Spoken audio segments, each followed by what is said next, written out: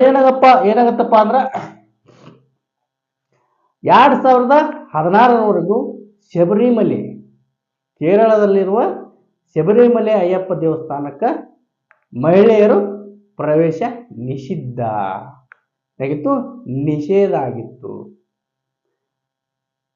ಆಗಿನ ಕಾಲದಲ್ಲಿ ಒಬ್ಬಳು ಮಹಿಳಾ ಜನಪ್ರತಿನಿಧಿ ನಾನು ಶಬರಿಮಲೆಗೆ ಹೋಗಿ ಬಂದೀನಿ ಅಂತ ಮಾರೋ ವಿಷಯದಲ್ಲಿ ನಾ ಹೋಗಿ ಬಂದಿನಂತ ಒಂದು ದೊಡ್ಡ ನ್ಯೂಸ್ ಆಗಿತ್ತು, ನೀವು ನೋಡಿರ್ಬೋದು. ಹಾಗಾಗಿ ಏನು ಮಾಡ್ತಾರ, ಒಂದು ಕಮಿಟಿ ರಚನೆ ಮಾಡ್ತಾರ, ಒಂದು ಪೀಠ ರಚನೆ ಮಾಡ್ತಾರ. ಆ ಪೀಠದ ಮುಖ್ಯಸ್ಥರು ಯಾರಂದ್ರ ದೀಪಕ್ ಮಿಶ್ರಾ. ದೀಪಕ್ ಮಿಶ್ರಾ 2016ರ ದೀಪಕ್ ಮಿಶ್ರಾ ಅವರು ಒಳಗೊಂಡ ಪೀಠವು ಏನು ಮಾಡುತ್ತಾ, ಶಬರಿಮಲೆಯಲ್ಲಿ ಕೂಡ ಮಹಿಳೆಯರಿಗೆ ಪ್ರವೇಶ